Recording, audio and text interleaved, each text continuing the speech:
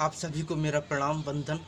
चंबल अंचल के रचनाकारों को बढ़ावा दें, इसके लिए उनके साहित्य को आप लोग समझें, ज़्यादा से ज़्यादा लोगों तक पहुँचे, इसके लिए मैं प्रयासरत रहता हूँ और सदैव इस प्रयास में भी रहता हूँ कि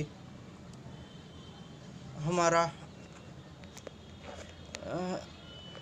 यहाँ चंबल अंचल में जो बड़े बड़े साहित्यकार हुए हैं, लेकिन उनके रचनाओं को पाठ्यक्रम में बहुत ज़्यादा स्थान नहीं दिया गया, उचित स्थान मिले, ज़्यादा से ज़्यादा उन लोगों तक उनकी रचनाएं पहुँचें। तो आप लोगों का सपोर्ट मिलेगा तभी यह संभव है कि हम रचनाकारों की रचनाओं को पाठ्यक्रम में शामिल करवाने के लिए सफल हो सकते हैं। हमारा ये मिशन मैं अकेला कर भी कह सकता हूँ, आप सब चाहिए, हमें सबका सपोर्ट मिलेगा तो ज़रूर हमारे अंचल के साहित्यकार दिनकर प्रसाद पंत निराला की तरह प्रसिद्धि पा सकेंगे, लोकप्रियता पा सकेंगे, क्योंकि इनके साहित्य में कमी नहीं है। इनकी साहित्य में बहुत अच्छी क्वालिटी है, बहुत उच्च कोटि का साहित्य लिखा है, फिर भी उनको उतना सम्मान नहीं मिल पा रहा जितना मिलना चाहिए।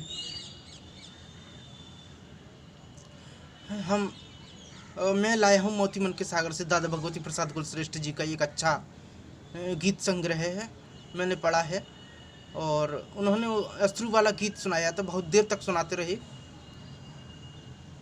और अच्छा भी लगा मुझे। मैं बहुत थका हुआ था, उनके यहाँ गया था उस दिन, फिर भी मैं सुनता रहा।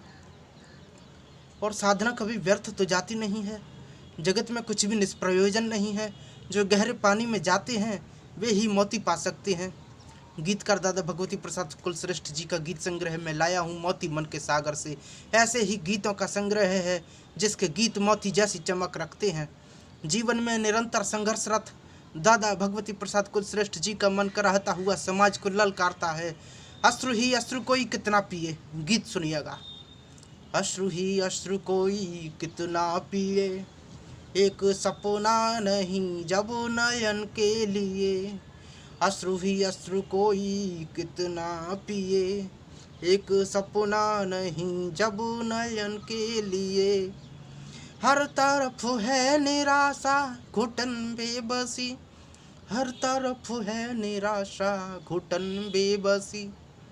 त्रस्त जिसमें हुई आज तो जिंदगी, झूठ ही झूठ का यूं बड़ा चलन, झूठ ही झूठ का यूं बड़ा है चलन। कोई करता नहीं सत्य की बंदगी, मौसम को छला यूं पतवार ने, मौसम को छला यूं पतवार ने। एक कलिका नहीं है चमन के लिए, एक कलिका नहीं है चमन के लिए। कोई करता नहीं सत्य की बंदगी, मौसम को छला यूं पतवार ने। एक कलिका नहीं है चमन के लिए। अश्रु ही अश्रु कोई कितना पिए, एक सपना नहीं जब नयन के लिए। अश्रु ही अश्रु कोई कितना पिए, एक सपना भी नहीं जब नयन के लिए। हर तरफ है निराशा घुटन बेबसी, हर तरफ है निराशा घुटन बेबसी। त्रस्त जिसमें हुई आज तो जिंदगी, झूठ ही झूठ का यूं बड़ा है चलन। कोई करता नहीं सत्य की बंदगी, मौसम को छला यूं पतवार ने। एक कलिका नहीं है चमन के लिए। अच्छा गीत संग्रह है मैं लाया हूँ मोती मन के सागर से, आप भी पढ़ करके देखिए। दादा भगवती प्रसाद कुलश्रेष्ठ जी के घर पहुँचिए। तो इस गीत में अश्रु ही अश्रु में दादा भगवती प्रसाद कुलश्रेष्ठ जी ने जीवन की निराशा और बेबसी का वर्णन किया है। इसी जीवन में मनुष्य की सत्य की बंदगी करता है परंतु उसका अनुसरण नहीं करता है। जीवन के भूल एवं यातनाएं बहुत हैं, अर्थात जो प्राप्त करने के लिए स्वार्थ की रोटी सेंकता है। दादा भगवती प्रसाद कुलश्रेष्ठ जी उन सभी को ललकारते हैं। दादा भगवती प्रसाद कुलश्रेष्ठ जी का घर का नाम है मनीषा भवन। उनका घर है गोपालपुरम मुरैना में। और उन्होंने दादा भगवती प्रसाद कुलश्रेष्ठ जी ने गीत के नए शिल्प, नए बिंब, नए तेवर, नए शिल्प दे करके मुखरित किए हैं। कभी कभी इन विसंगतियों में ऊब करके प्रकृति की गोद में बैठने का अनुभव भी दादा भगवती प्रसाद कुलश्रेष्ठ जी के गीतों में है। मैं लाया हूँ मोती मन के सागर से मैं संग्रहित कुछ गीत जो दादा भगवती प्रसाद कुलश्रेष्ठ जी की तरुणाई की याद दिलाते हैं। कौन भाव जो पुष्ट न होगा, कौन भाव जो पुष्ट न होगा, देख सलोने के सावन के घन। कौन भाव जो पुष्ट न होगा, देख सलोने सावन के घन। पंख मयूरों के फैलेंगे, चातक पिकदादुर बोलेंगे, चुखाई के शीतल झोंके, राम ही रस जीवन पालेंगे। कौन दुख जो दूर न होगा, रस सलोने सावन के घन। इस गीत में दादा ने सावन की हरियाली और सुंदरता का वर्णन अपने शब्दों में किया है। जीवन को सपनों से भी अवगत कराया है। मनुष्य सावन की शीतल झोंकों का आनंद लेता है, साथ ही साथ उस बरसात की पुरवाई का भी आनंद लेता है जो बहुत रसमय है और द्राक्षामय है। दादा भगवती प्रसाद कुलश्रेष्ठ जी ने प्रकृति के रंग गीतों के संग में प्रकृति की महिमा का भी वर्णन किया है। ये लेटेस्ट पुस्तक है, मुझे उन्होंने प्रदान की थी, मैं उनके घर पर गया था। तो प्रकृति के रंग, उसकी विविधता, क्रियाकलापों का वर्णन इस पुस्तक में है। उनकी पुस्तकें हैं, पतली पतली पुस्तकें हैं, सब आसानी से पढ़ सकता है कोई भी। ऋतुओं की मनमोहक सौंदर्य, आकर्षण का भी व्यक्तित्व का वर्णन उन्होंने किया है। और एक ऐतिहासिक साहित्यकार भी हैं उन्होंने। उनके साहित्य में इतिहास भी मिलता है, कला संस्कृति का दर्शन मिलता है, सौंदर्य और मासलता का भी वर्णन उनकी कविताओं में है। यौवन का वर्णन, उनकी तरुणाई का वर्णन, अश्रु का, घोर निराशा, पीड़ा, वेदना, दर्द, सभी तरह की अनुभूतियाँ उनको हुई हैं। गीत में संगीत समाहित है। सम धन गीत, इससे बनता है संगीत। सम्यक गीत ही संगीत है। वेदकालीन महर्षि विश्वामित्र ने प्रथम गीत श्लोक ऊर्जा के अक्षय स्रोत सविता में देवता का आरोपण करते हुए संवर्ग चलने की याचिका की थी। तो उसमें है ओम भूर्भुवः स्वः तत्सवितुर्वरेण्यं भर्गो देवस्य धीमहि धियो यो नः प्रचोदयात्। ये मंत्र आपने सुना होगा, गायत्री मंत्र है। तो सविता का वर्ण करने योग्य जो है प्रकाश स्वरूप देवता को ध्यान धरो, हमारी बुद्धि सन्मार्ग की दिशा में जाए, ऐसी हमको राह दिखाएं हे भगवान।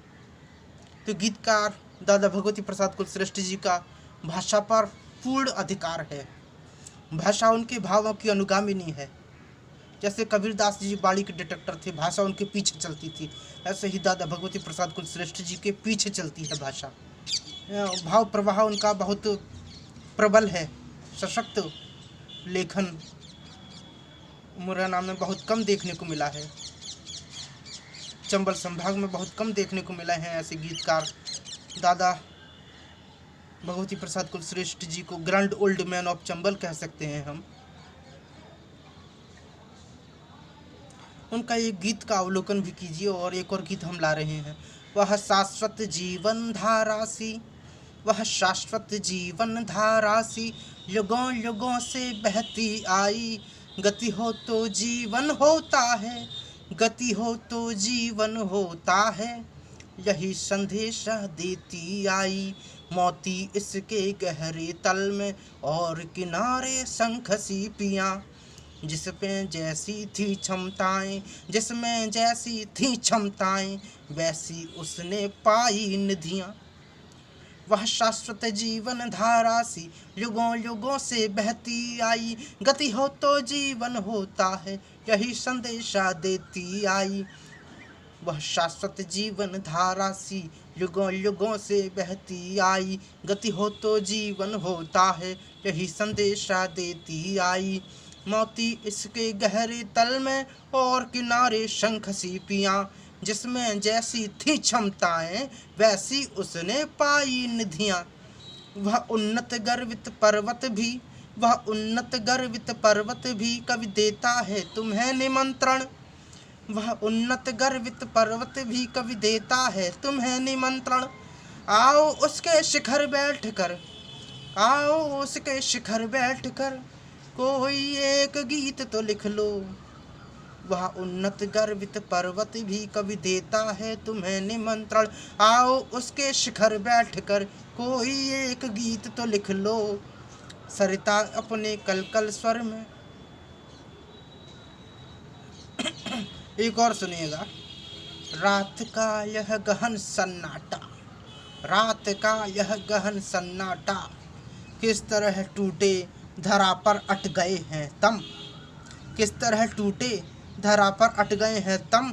रात का यह गहरा सन्नाटा, परत दर परत छोरों तक, रही नहीं कोई जगह खाली, क्षितिज के दूर कोनों तक।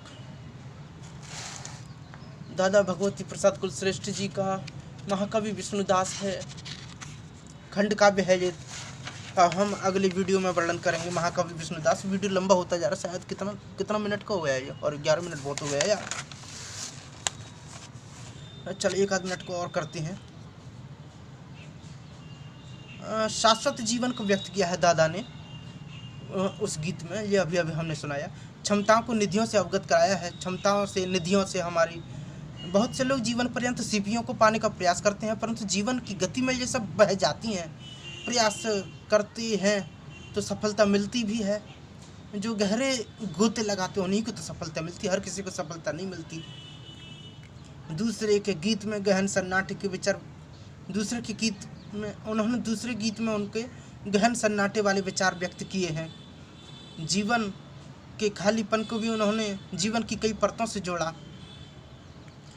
चलिए आज के वीडियो को हम यहीं रोकते हैं, वीडियो लंबा होता जा रहा है। ज़्यादा लंबा वीडियो हम सेंड नहीं कर पाते, मोबाइल में समस्या हो जाती है, दिक्कत बहुत आती है अपलोड करने में, इसलिए हम वीडियो को यहीं रोकते हैं। आप हमारे चैनल को सब्सक्राइब करें, लाइक करें, शेयर करें, और जिससे हम अपने चंबल अंचल के साहित्यकारों के साथ जो अन्याय हो गया है उसके साथ उनको साहित्य को हम पाठ्यक्रम में शामिल करवाएं, तो ये हमारी बहुत बड़ी मेहनत होगी। बहुत बहुत धन्यवाद, शुक्रिया। आप इसी तरह हमें सुनते रहें।